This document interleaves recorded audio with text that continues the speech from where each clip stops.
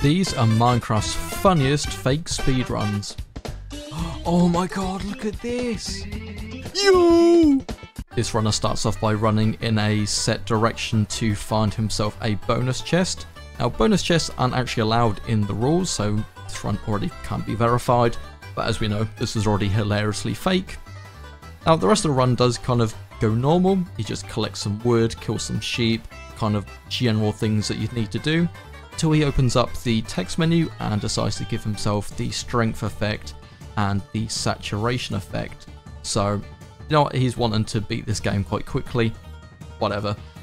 He then tries to add on another effect, but this is stopped by a spider attacking him. Now, rather than just swinging his axe, and with him having strength, you know, that would make sense, but no, he runs away. When he gets to a safe place, he adds the regeneration effect, and then he also does add the night vision effect. Then the run plays out normally, and he actually looks to go and get some flint or something from this gravel, but there's a sudden jump cut, and he's in creative mode. I kid you not, that is the actual cut. Next, he tries to give himself an Eye of Ender, but actually gives himself a fermented spider eye. He throws the Eye of Ender. He was looking in the direction that the stronghold was and just looked away and didn't notice, and he just follows that for a little while. Suddenly, the video just cuts again, and he's flying above an ocean, looking downwards. He then turns his camera on, but I'm not going to show you that because it's a literal child, and I'm sure he doesn't want to be exposed. But worst of all, he doesn't even complete the run, so I'm going to give this run a 0 out of 10. It's incomplete, it's awful, it's just, yeah, nothing great about it. So let's move on. This next runner spawns in and finds himself the very rare library structure. He enters it and pulls the lever, and out pops some full netherite gear which he equips. There's then a little jump cut in the video which I didn't do, and he's suddenly at a lava pool with some diamond blocks in. He falls down the hole to find a bed, just in case he dies, the end portal frames, and all of the Eyes of Ender. And the odds of finding a 11-eye portal is 1 in 9.1 billion, so yeah, that doesn't seem very likely to me. He lights the portal and just kind of stands there for a few seconds. Don't know why, that's just pure time loss. When he enters the end, you can see there's obsidian already kind of partially bridged out, and Herobrine comes in to save the day. He just gives him some evils before placing some bedrock to help the runner get onto the end island. So thanks Herobrine, that's a great help. And then he also finishes off the Ender Dragon, comes swooping in and kills him with fully enchanted sword or whatnot. So yeah, that's how that run went basically. I'd give this run an 8.7 out of 10. It was incredibly lucky, and the addition of Herobrine was a great touch, but the movement was poor, so he has to get knocked down on some points there. But yeah, 8.7, that was an okay run. This runner starts off by loading a already generated world rather than creating a new one, and he somehow spawns on a massive ruined portal and has impossible loot in the chest. Like, that is just so stupid. There's tools, there's armor, there's a crafting table.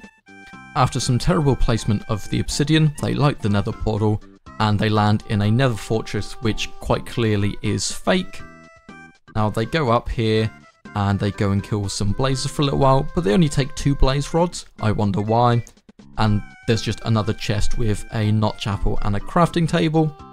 When they go back into the overworld, they craft one of the blaze rods into blaze powder and make a single Eye of Ender. They run off to a stone brick cube, and when they press the button, lo and behold, there's an end portal there with 11 eyes. Definitely a real Enderum there. When they get into the end, the Ender Dragon spawns in with 1/10 of its health, and they just say, trust me on this. I think he's very trustworthy.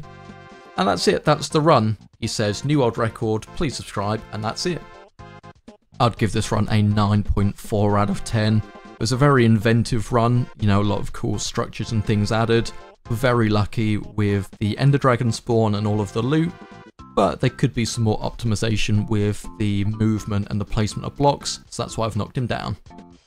This runner spawns right next to a village, and the first house he enters has the most impossible loot. Like, even for a fake chest, that's like the best I've seen. He grabs his obsidian and places it on a carefully marked out stone brick area. He makes the portal way too big, which is just losing some time. This runner goes to enter the nether, and then when he spawns in, you will see that there is another impossible nether fortress, and it's just clearly spawned in. There's an obsidian block and there's some mangrove doors. Did make me laugh. The first blaze that he killed, both blaze rods fell off the side and in the lava. Turns out there's nothing behind the mangrove doors. Maybe there was meant to be, but who knows, he probably forgot it while doing this run. But after collecting 2 blaze rods once again, he goes back into the overworld and only crafts 1 Eye of Ender, then puts a pumpkin on his head rather than a netherite helmet. And then the other 2 stone brick that is just carefully placed, he mines 1 and falls straight into the stronghold. And once again we have an 11 eye.